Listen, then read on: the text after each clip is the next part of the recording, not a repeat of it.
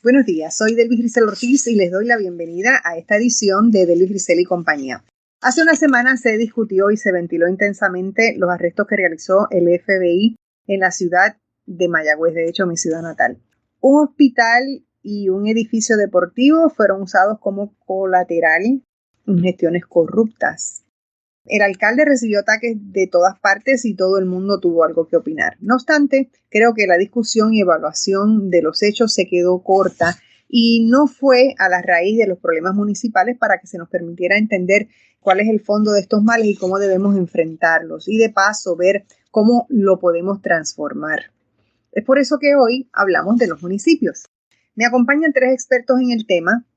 Doy la bienvenida a los profesores Yolanda Cordero de la Escuela de Administración del Recinto de Río Piedras de la Universidad de Puerto Rico, el profesor de Derecho en el Recinto de Río Piedras también William Vázquez y José Luis Colón, quien es profesor de Historia y director ejecutivo de la Junta de Síndicos de la Universidad Interamericana. Veamos pues en dónde estamos parados con los municipios. Hagamos un poco de historia. ¿De dónde vienen los municipios? ¿Cómo se llegó a esta situación? ¿Qué responsabilidad tiene el gobierno central y la legislatura en las leyes que rigen los gobiernos municipales? ¿Habría que rediseñar los procesos administrativos? ¿Qué hay con el acceso a recursos? ¿Cómo impactan los procesos políticos la administración de los municipios? Bueno, la mesa está servida, así que empecemos esta conversación. No hablen todos a la vez, por favor. José Luis, que tú eres el historiador. Bueno, pues muchas gracias, Delvis Grisel, a ti y gracias a los colegas Yolanda y a William y a la audiencia, ¿verdad? Que sabemos que este programa tiene. Pues, en primer lugar, debemos, ¿verdad?, partir que la situación de nuestros municipios y ese reclamo de autonomía, ¿verdad?, que es lo que se ha aspirado por más de un siglo, se ha adelantado en unas áreas, se ha estancado en otras. O sea, recordemos que nuestra condición primero colonial bajo España y luego bajo Estados Unidos ha implicado una serie de limitaciones, ¿verdad? Además de que el diseño de nuestro aparato gubernamental a nivel central, pues como lo dice el nombre, ha sido un sistema de gobierno centralizado.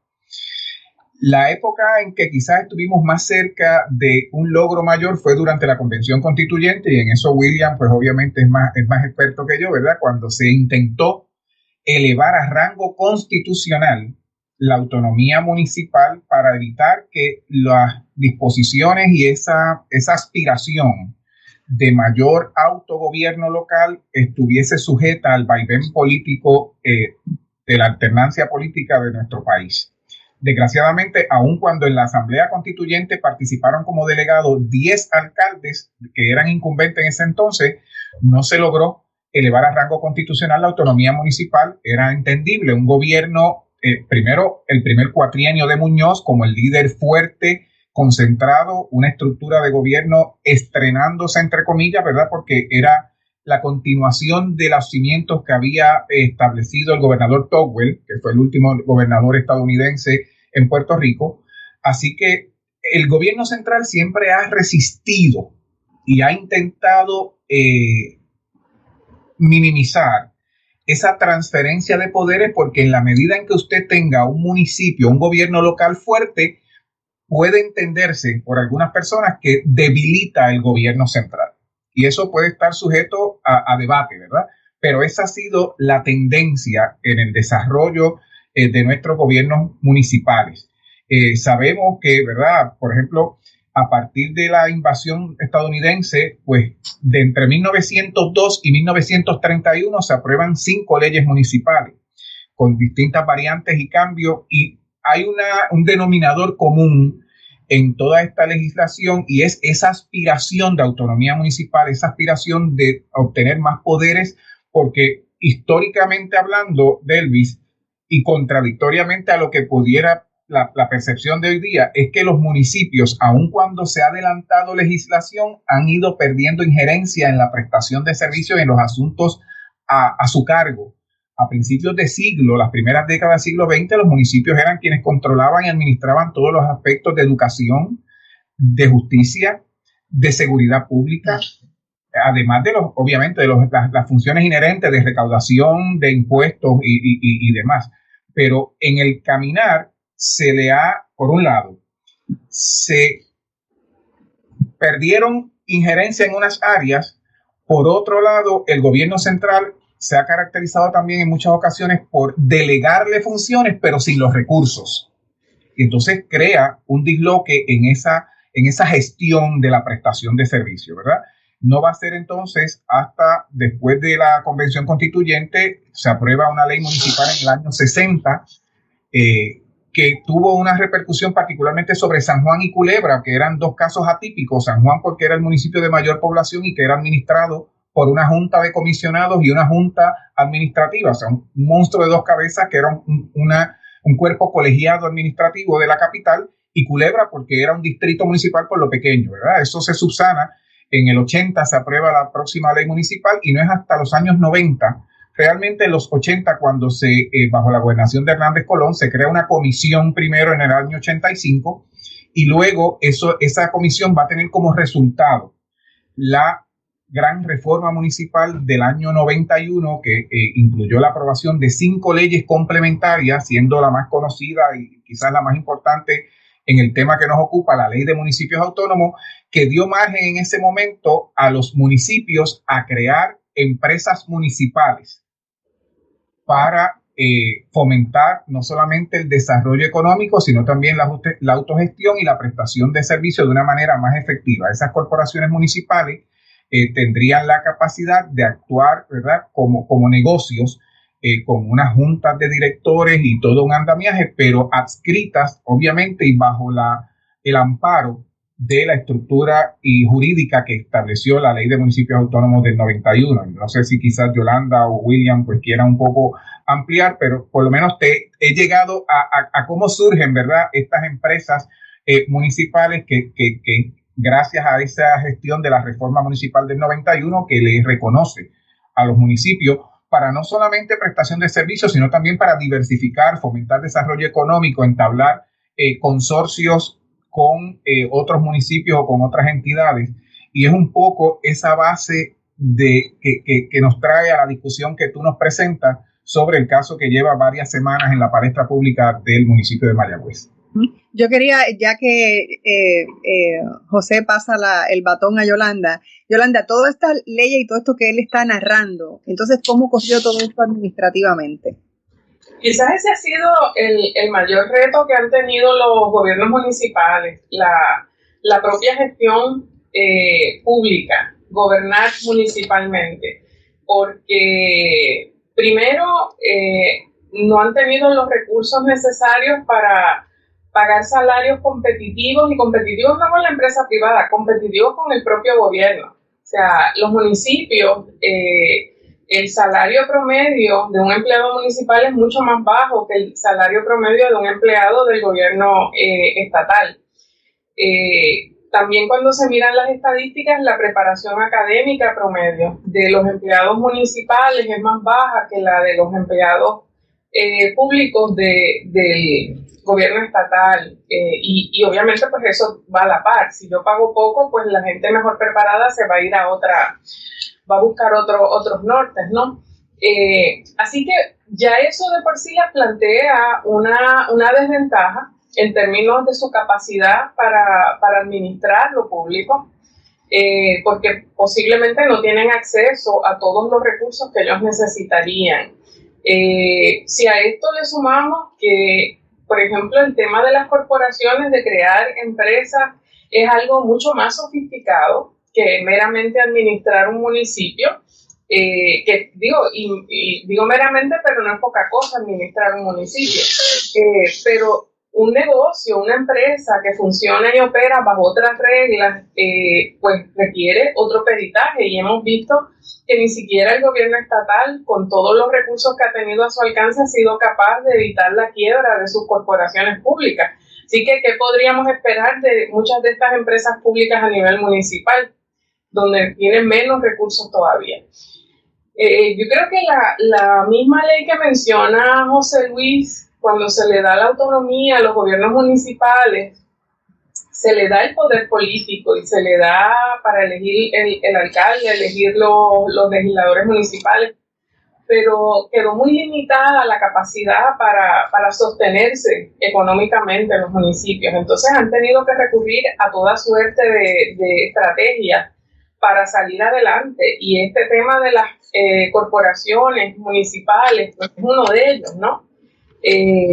La geografía también es una cosa que tiene mucho que ver. ¿Dónde quedan? ¿Dónde están estos municipios? ¿Qué alcance tienen a dar servicio y todo tipo de servicios, ¿no? Y el modelo de funcionamiento de 78 gobiernos municipales, la mayoría de ellos pobres, con pocos recursos, pues también le ha hecho muy difícil ese funcionamiento.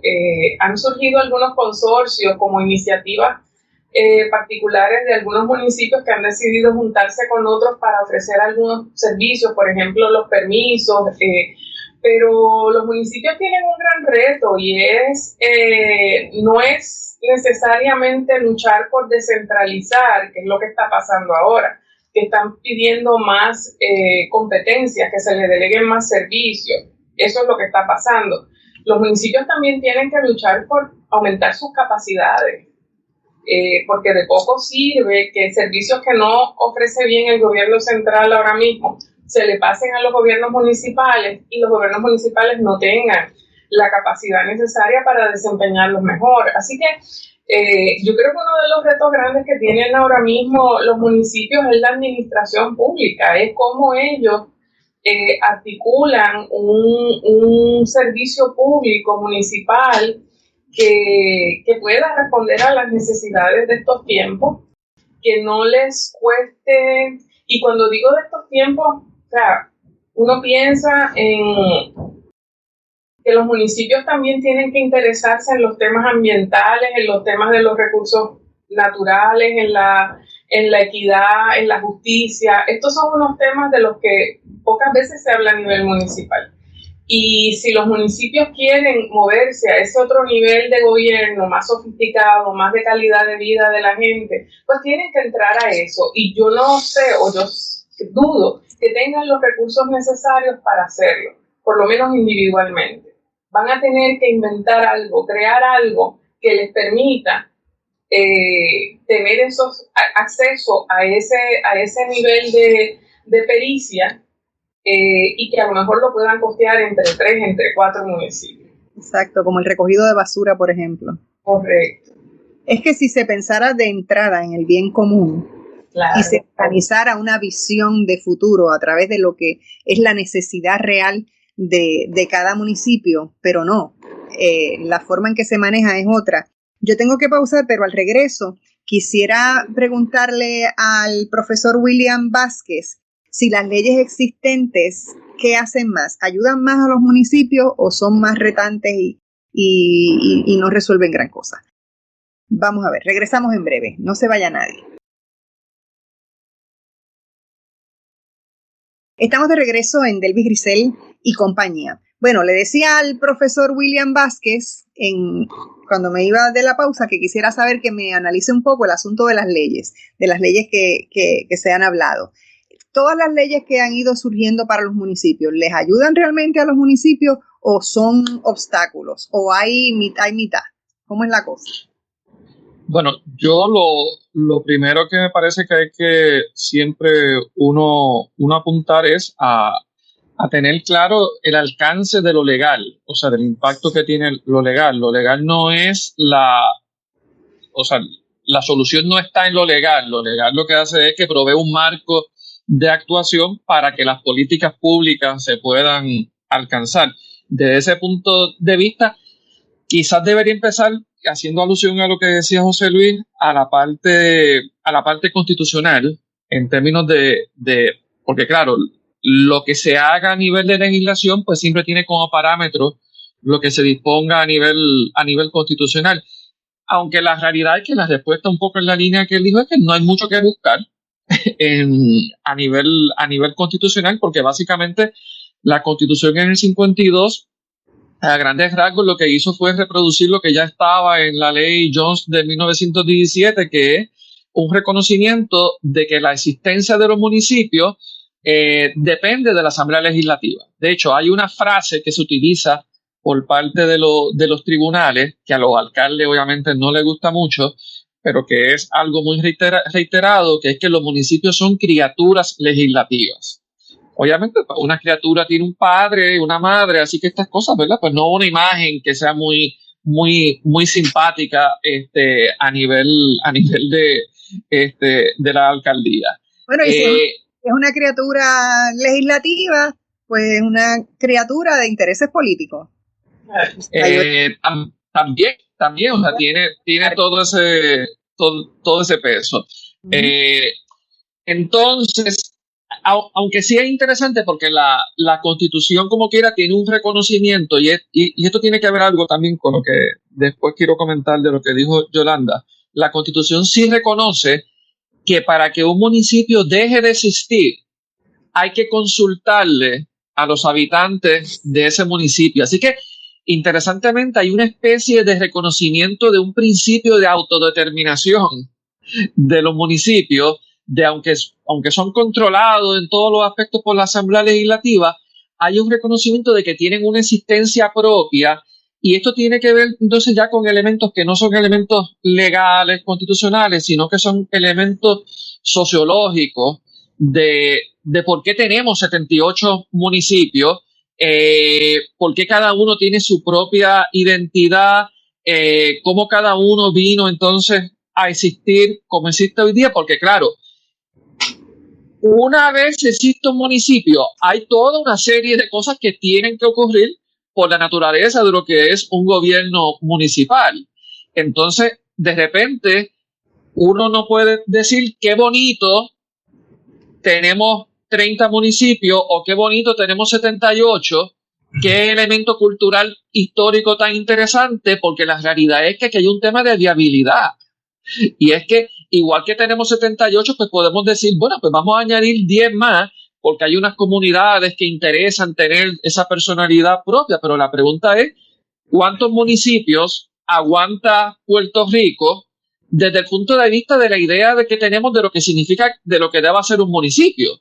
Y un poco aquí el planteamiento es si uno pues no debe entonces en algún momento, ¿verdad? Y esto se ha dicho antes, replantearse las expectativas que tenemos de lo que hacen los municipios, porque de acuerdo a la cantidad de municipios que haya y de acuerdo a las expectativas que tenemos de lo que esos municipios van a hacer y lo que le hace falta, pues entonces vamos a llegar a una parte de los números, que es cuántos recursos públicos hacen falta para que eso pueda funcionar.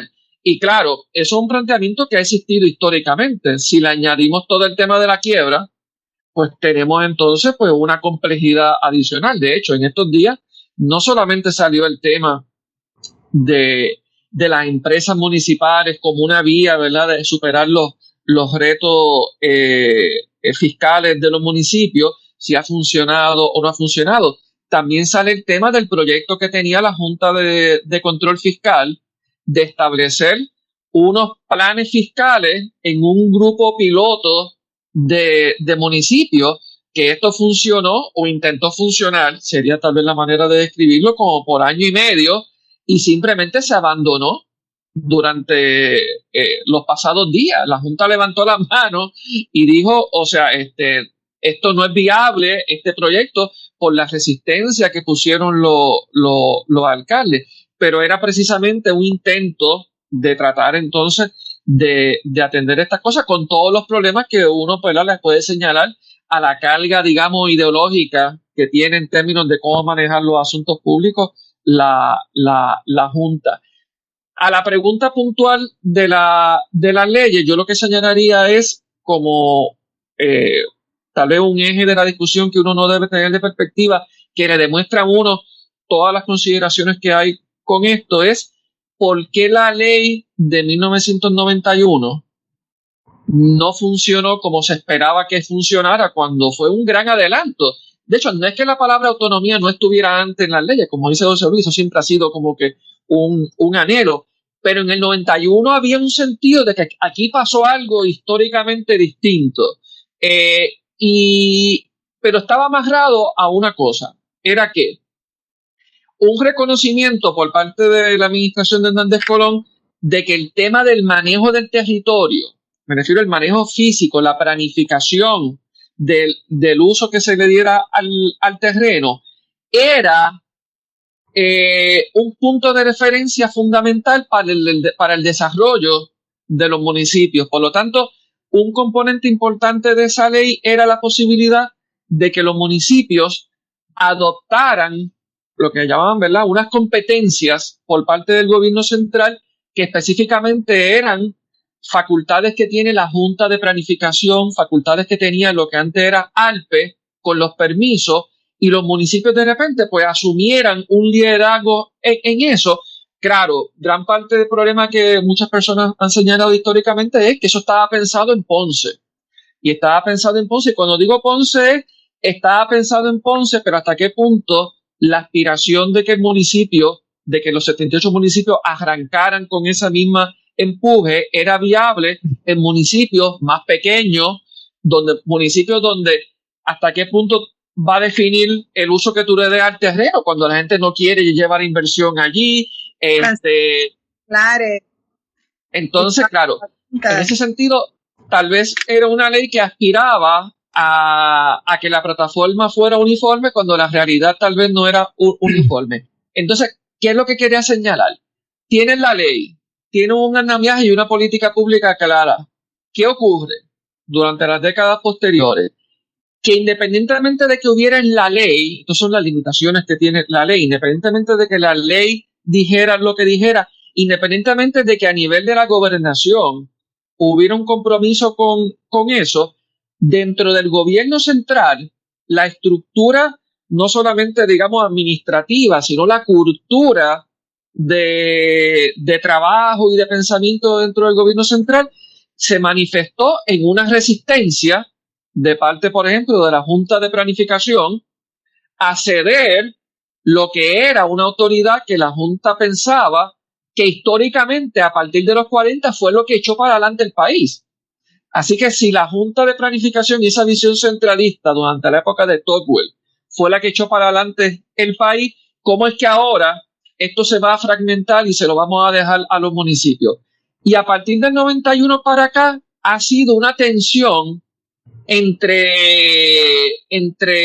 tratar de llegar a esa promesa incumplida de la autonomía municipal y esa desconfianza de que los municipios realmente no lo pueden hacer. Y ese tema de desconfianza me gustaría enfatizarlo mucho porque rodea mucho la visión respecto a los municipios. Desconfianza en términos de recursos, desconfianza en términos de capacidades gerenciales, desconfianza en términos puramente políticos. O sea, los alcaldes, y aquí tenemos un poco una relación amor-odio con los alcaldes, el país. De un lado, después de María, ahí pudimos ver realmente los alcaldes que están ahí en la línea de fuego, y son los que pudieron entonces apoyar al pueblo de una manera que el gobierno central no podía. Pero al mismo tiempo, son los mismos alcaldes que en otros temas le decimos son unos caciques, quieren controlar, no quieren rendir cuentas, y entonces eso también cancela un poco las posibilidades de discusión a nivel municipal, porque muchas veces, pues, darle poder a los municipios, y esto es algo muy lamentable, muchas veces la idea de darle poder a los municipios se equipara de manera absoluta a darle poder a los alcaldes.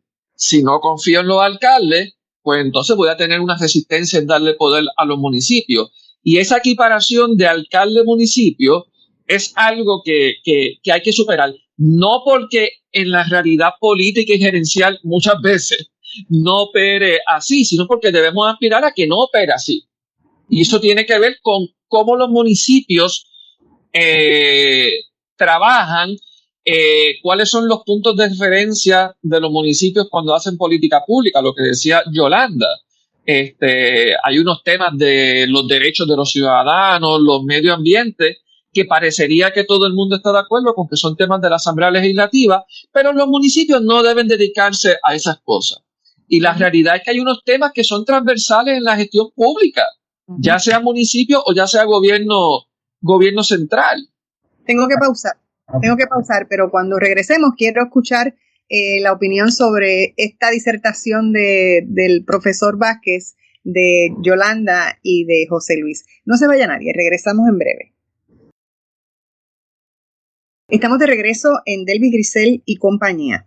Bueno, José Luis, tú querías tener la palabra. Bueno, primero que coincido con la apreciación, ¿verdad? Y esa síntesis que nos ha presentado el profesor Vázquez con relación a las limitaciones o debilidades que confrontó la Ley de Municipios Autónomos del 91, que aún con todas sus virtudes, pues naturalmente también tuvo sus zonas grises y sus áreas débiles, como fue precisamente esa parte de la ordenación de los planes territoriales, que era el paso último para que el municipio adquiriera la mayor jerarquía de autonomía, ¿verdad? Y ahí se han quedado, a mí me parece, si mal no recuerdo, creo que hoy, más de 30 años después de aprobarse la ley, creo que algunos 12, 13 municipios alcanzaron el nivel máximo de autonomía. Pero quería abundar que además de esas debilidades que mencionó William y que tú, Delvis Grisel, comentaste hace un rato del asunto político, la política partidista también ha jugado un rol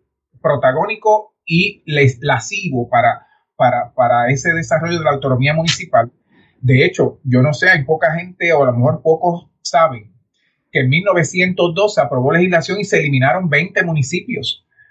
Primero bajo un pretexto de una situación fiscal, pero que también se hizo mediante una artimaña política del entonces Partido Republicano para obtener un control más fuerte. Y 20 municipios se consolidaron. No fue necesariamente que se eliminaron, se consolidaron. Y luego, cuando viene el Partido Unión de Puerto Rico, que gana las elecciones del 1904, en 1905 se deroga esa ley y se le restituye la capacidad de municipios a aquellos 20 que se habían consolidado. Pues de igual manera pasó en el 91 con la reforma municipal.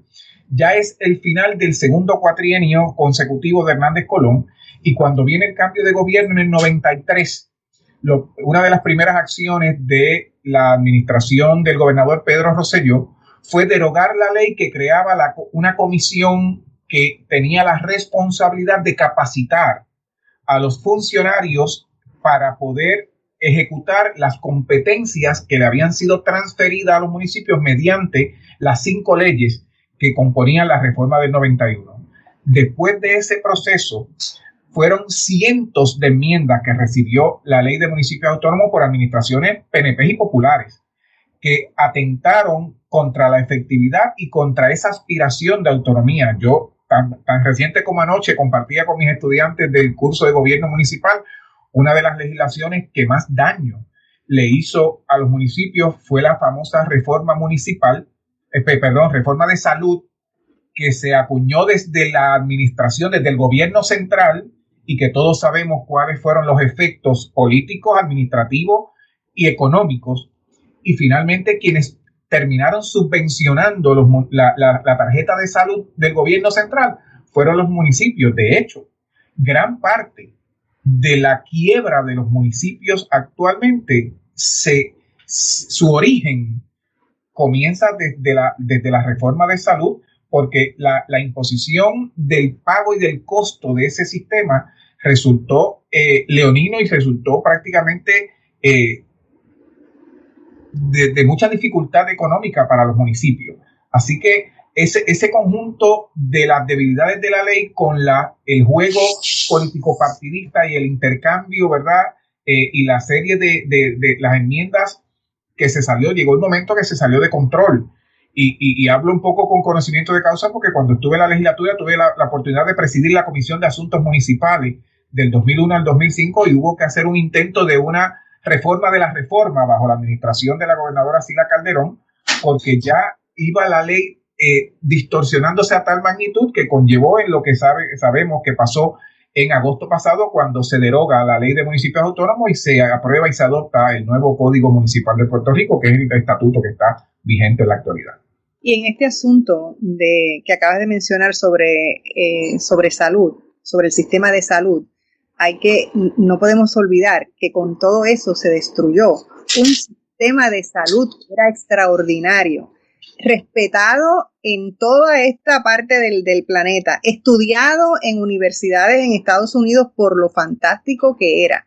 Y eso que no se nos olvide, que teníamos un exitoso plan de salud y quedó destruido, porque es que la ira, la avaricia y la estupidez son 3 grandes males, no me canso de decirlo. Sí,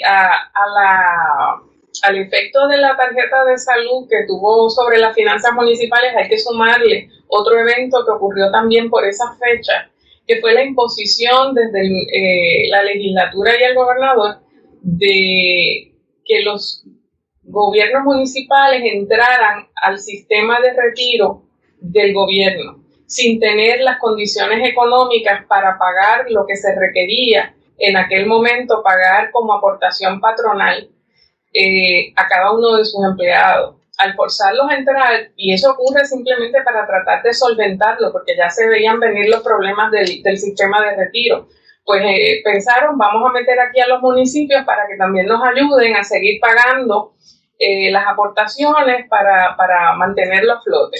Bueno, no se pensó que los municipios no tenían las aportaciones son dos, se compone de 2 elementos, la aportación que hace el empleado y la que hace el municipio para cada empleado. Pues los municipios se quedaron atrás, muchos de ellos lo que hicieron fue acumular deudas sobre la pensión también. Esas fueron 2 decisiones a las que los alcaldes se opusieron, lo objetaron y les pasaron el rolo, como uno dice, y entonces le impusieron unas cargas fiscales que fueron muy onerosas, y al día de hoy, tan reciente como diciembre, estaba la Junta de Control Fiscal en un conflicto con la legislatura de aquí, tratando de ver cómo se podían eliminar esa deuda enorme que tienen los municipios con relación a estas 2 cosas, al plan de salud y a las pensiones. Así que, por un lado, pues eso ha sido muy duro para los municipios, el estar sujetos a los caprichos del gobierno estatal en términos de fiscales. Lo otro que también es importante es que la cultura política de los municipios es muy diferente a la cultura política del gobierno estatal, y entonces esa desconfianza que menciona William que existe en la capacidad de los alcaldes para manejar una cantidad de recursos, pues tampoco es gratuita. Cuando uno mira la cantidad de casos resueltos por la Oficina de Ética Gubernamental sobre malos manejos, los gobiernos municipales llevan la delantera, aun cuando la cantidad de empleados en los municipios es menor. Pero yo creo que también hay un asunto de educación, de educar. Los gobiernos municipales no tienen el acceso a los adiestramientos, que pueden tener acceso a las agencias gubernamentales. Entonces, había un organismo que se encargaba de darles un poco de apoyo gerencial, era la OCAM, la Oficina del Comisionado de Asuntos Municipales, y se eliminó. Y entonces ahora los municipios pues quedan prácticamente por su fuero. No hay un ente que los ayude a invertir por ejemplo, en tecnología. OCAM hacía unas inversiones en unos programas que le permitían a todos ellos poder entrar administrar la cosa fiscal. Pues eso era viable porque era desde OCAM para los 78, pero ahora ya no existe ese ente. ¿Bajo qué argumento se eliminó OCAM? Pues se eliminó bajo el argumento realmente de que había que eliminar agencias y buscaron las más fáciles de eliminar, y OCAM era una de las más fáciles de eliminar. Exacto. Bueno, si se eliminó salud, ¿cómo no se iba a eliminar OCAM? Claro. Y Debbie, recuerda que cuando se elimina una agencia, una razón tal vez para que no se elimine es porque hay unos constituyentes que son los beneficiarios de la agencia, que son los que van a reclamar que no se haga. Entonces, los alcaldes, pues algunos le verán una función a OCAM, pero decir no, que ese órgano que nos fiscaliza tiene que seguir existiendo, pues era algo que uno no podía tampoco esperar que ocurriera. Que hubiera esa defensa. Y que es importante en eso que decía Yolanda y William, que OCAM, además de esa función, ¿verdad?, de asesor y demás, era un brazo amigo y era un soporte, sobre todo para los municipios pequeños, porque la ciudad de los municipios grandes, que sobrepasan los 50,000 habitantes y tienen la categoría de ciudad, pueden incluso acceder directamente a fondos federales y tienen unas prerrogativas que los municipios pequeños no tienen. Y entonces OCAM era esa herramienta, ese vehículo que no solamente le facilitaba el acceso, como decía Yolanda, a recursos de tecnología, recursos económicos, sino que también tenía injerencia en aspirar a una distribución equitativa de fondos a base de competencia de los municipios pequeños, que han quedado también en una doble desventaja porque ya no tienen ese brazo operacional que facilitaba la administración municipal en las localidades pequeñas. Y en un sentido, OCAM, digo, tampoco estoy diciendo que OCAM funcionaba a la misma maravilla, o sea, siempre pudo haber hecho muchísimo más de lo que hacía, claro. Que de hecho reproducía un poco también el problema que ha tenido OGP a nivel central, que es un énfasis a veces demasiado en los temas de fondo y presupuesto, y entonces la gerencia, ¿verdad?, pues queda en un segundo plano. Pero en un sentido, o sea, la existencia de OCAM se podía ver como un subsidio en términos de apoyo administrativo. Y eso nada, pues eso realmente, otra vez, lo que refleja realmente es, lamentablemente, en el gobierno de Puerto Rico en general, a todos los niveles, pues una falta de relevancia de lo que es el tema de administración y gestión pública como tema que se piensa, se discute, se proyecta y se planifica, no meramente como una manera de describir lo que pasa dentro de la agencia. Tengo que hacer una pausa. Regreso con Yolanda. No se vaya nadie. Estamos de regreso en Delvis Grisel y compañía. Yolanda. Sí, yo creo que la gran paradoja con los gobiernos municipales es que los hemos visto en su mejor momento y también los hemos visto en su peor momento. Sabemos de lo que son capaces cuando la necesidad apremia, pero también sabemos de lo que son capaces cuando operan en cuartos oscuros.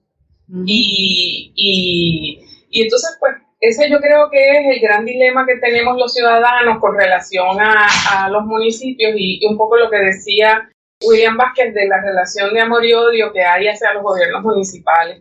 A mí me parece que en su día va a ser importante el reconocimiento de los gobiernos municipales y de los alcaldes de acercarse a sus constituyentes de una manera más transparente, rendir cuentas. Sabemos que ese ha sido uno de los problemas más grandes que han tenido algunos de los alcaldes más poderosos, que pues de alguna forma comenzaron su gestión en épocas en las que nadie les cuestionaba y no se percatan que con el correr del tiempo la gente quiere que le expliquen en qué gastan el dinero, cómo lo invierten, cómo toman sus decisiones y que les permitan expresar cuáles son sus necesidades. Y que en el proceso de todo esto, realmente los puertorriqueños y las puertorriqueñas cada vez se organizan más a nivel comunitario. Cada vez están atendiendo más porque se sienten abandonados por el gobierno y están diciendo, no, esto lo tenemos, tiene que ser una responsabilidad nuestra. Así que el deber ciudadano se va levantando poco a poco, ese interés de que yo tengo un deber porque si el gobierno no lo resuelve, lo resuelvo yo, y por eso se han vuelto un poco más exigentes. Quisiera ver qué ustedes opinan del caso de Mayagüez. ¿Cómo ustedes evalúan lo que ocurrió en Mayagüez? Bueno, Ok, Yolanda, adelante. No, solamente decía que quizás Mayagüez es el mejor ejemplo de lo que sucede cuando no existe rendición de cuentas, cuando se deja de rendir cuentas al pueblo, que se toman decisiones presumiendo que son las mejores decisiones. O sea, yo creo que ahí deben haber habido personas que yo no les atribuyo una mente criminal, hay otras que sí. Pero como eso se llevó a cabo en unos espacios muy cerrados y en unos grupos muy limitados, no hubo la oportunidad de que mucha gente, muchos ojos miraran eso. miraran esas transacciones y opinaran y levantaran bandera. Por eso el tema de la transparencia es tan importante en la rendición de cuentas, porque en la medida en que yo tenga los ojos de mucha gente mirando mis acciones, sí, puede ser a veces un poco más difícil gobernar, pero también evita que yo cometa errores de juicio como los que se han cometido ahí. José Luis. Sí, yo pienso, además de esa rendición de cuentas que mencionaba Yolanda, viene a mi mente, la autonomía municipal conceptualmente hablando se sostiene en tres pilares fundamentales, ¿verdad? Que es la autonomía administrativa, la autonomía política y la autonomía fiscal. Pero una no puede ser óbice para menoscabar la otra, y no son tampoco cheques en blanco. Yo creo que el caso de Mayagüez nos trae a la atención y llegaba a mi mente y a mi recuerdo cuando se les permitía a los alcaldes formar parte, por ejemplo, de las juntas de subasta. ¿Cuántos casos no vimos? ¿Cuántas acusaciones no se dieron? Pues yo creo que en esa disposición que contempla, primero que contemplaba la Ley de Municipios Autónomos del 91 y que actualmente contempla el Código Municipal, el legislador va a tener que detenerse para ver cuál va a ser el radio de acción de los alcaldes y las alcaldesas en la configuración de los cuerpos directivos y la operación de esas empresas municipales, porque no puede ser una finquita adicional de tener esa injerencia y ese poderío total.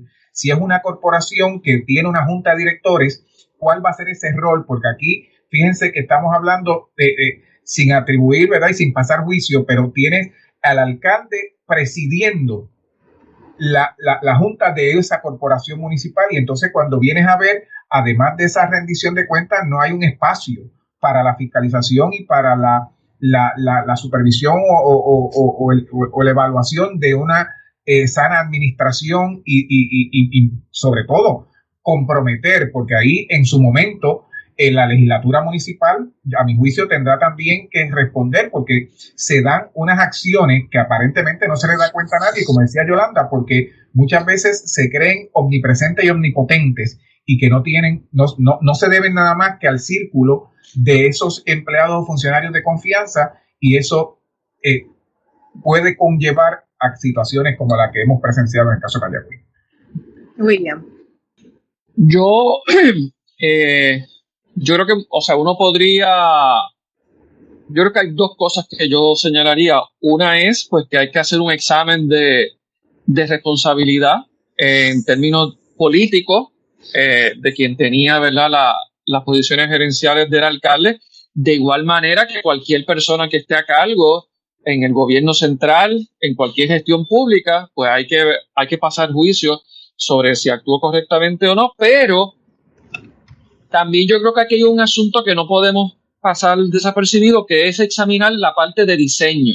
Hay algo en el diseño que podamos, porque claro, lo primero que dije es si la persona que está allí estamos satisfechos que sea la mejor persona y si se le puede pasar factura de algún modo en términos del proceso político. Eso es una cosa.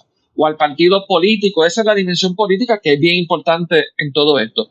Pero la parte de diseño, tenemos un buen diseño de los procesos, de la estructura de esta empresa y la ley municipal, y es que nos fallaron entonces las personas que estaban a cargo, o hay algo en el diseño que debamos examinar y revisar. Y en ese sentido, girando, por ejemplo, contra lo que mencionaba José Luis, de que uno de los componentes de la autonomía municipal es la autonomía política, en lo político en relación al gobierno central. Pero lo que pasa es lo siguiente, y lo que muchas veces pues no le damos una discusión. ¿Cuáles son los elementos que van a hacer, como dice Yolanda, que haya rendición de cuentas? Bueno, tiene que haber una disposición de rendición de cuentas, pero ¿cuáles son los aspectos de diseño que uno puede examinar para que esa rendición de cuentas se dé? Porque hay cosas que son de estructura, hay cosas que son de la cultura política. Por ejemplo, hay cosas que en el gobierno central sería tal vez es más riesgoso que ocurra, porque, por ejemplo, está la prensa cubriendo, preguntando. A nivel municipal, mucho de eso se cancela, porque no hay un poder de los medios que funcione a nivel local para un nivel de detalle que sea equiparable a la gestión municipal. Por lo tanto, eso no está. la posibilidad de que haya un periodismo de investigación a nivel de un periódico regional, pues, es mucho pedir. Así que ya de entrada tienes que entender que en términos de estructura hay algo que no vas a tener socialmente. Después entonces, ¿qué es lo que tenemos a nivel de gobierno central? Tenemos un sistema de separación de poderes y la idea es que la Asamblea Legislativa debe servir como un freno y contrapeso a lo que hace el gobernador. Nosotros hemos tratado a nivel de diseño de emular eso a nivel municipal. Tenemos un alcalde y una legislatura municipal. Así que parecería que quisiéramos en principio que la legislatura funcione de esa manera. La pregunta es, ¿estamos satisfechos con cómo funciona? ¿Realmente creemos que como una cuestión del diseño y la estructura, más allá de las personas que están los incentivos para que esa legislatura realmente funcione en términos de hacerle un freno y contrapeso al alcalde? No es que la legislatura estatal siempre sea un freno y contrapeso del gobernador, pero por lo menos todavía históricamente uno puede girar con que en muchas circunstancias lo va a hacer, contrario a lo que sería como que una apreciación bastante general de que eso no opera así a nivel municipal, porque si operara así a nivel municipal, pues uno esperaría entonces que en gestiones tan delicadas como la que estamos hablando haya un nivel de fiscalización que cuando esto pase por la legislatura municipal no sea lo que nos tememos que ocurre, que es bien fácil. Que el alcalde lo presente y se apruebe. Yolanda, ¿hay que rediseñar? Definitivamente. Yo creo que todo luce que las legislaturas municipales necesitan fortalecer su red de fiscalización, pero yo creo que más aún el tema de la corporación municipal necesita mirarse, porque definitivamente no puede ser que un alcalde presida una corporación o una empresa municipal. Si es un negocio, se presume que es un negocio porque debe operar bajo las leyes y las reglas del mundo de los negocios, no las del mundo político. Entonces, pues hay que dejarlo que el negocio opere bajo esas reglas, claro, con el interés público que hay en medio, ¿verdad? Pero la Junta de Directores les rinde cuentas a un alcalde. No puede ser que el alcalde sea el que administra la corporación. En esa dirección, Delvis, es importante señalar que la razón de ser de esa criatura, de ese diseño de las corporaciones municipales, era proveer al municipio de un mecanismo que, por ser un ente gubernamental, porque las empresas municipales en su gran mayoría son corporaciones, se inscriben como corporaciones con fines de lucro, o sea, para hacer negocio, para generar ganancia, y entonces no podemos, como decía Yolanda, poner el cabro a velar las lechugas. O sea, el alcalde no puede ser juez y parte. Porque, hace rato estoy pensando en esa frase.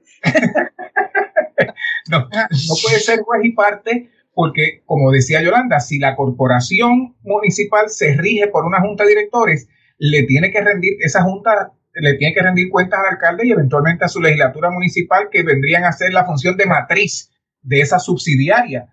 Pero entonces no podemos, esa dualidad, no puede haber una consolidación de funciones porque vamos posiblemente a enfrentarnos a más casos como el de Mayagüez. Bueno, se me ha terminado el tiempo. Yo tengo que convocarlos a ustedes para una próxima ocasión porque se nos ha quedado la mitad de los asuntos a discutir. Pero bueno, creo que hemos ofrecido información y educación muy, pero que muy importante a nuestros radioescuchas y por ello estoy muy, pero que muy agradecida de que ustedes hayan sacado de su tan ocupado tiempo para acompañarme hoy en Delvis Grisel y compañía. Que esta no sea la única vez. Gracias a ti. Estamos a las órdenes. Muchas gracias. Y bueno, amigos, muchísimas gracias por escucharnos. Que tengan un día maravilloso y lleno de mucha paz. Buen día.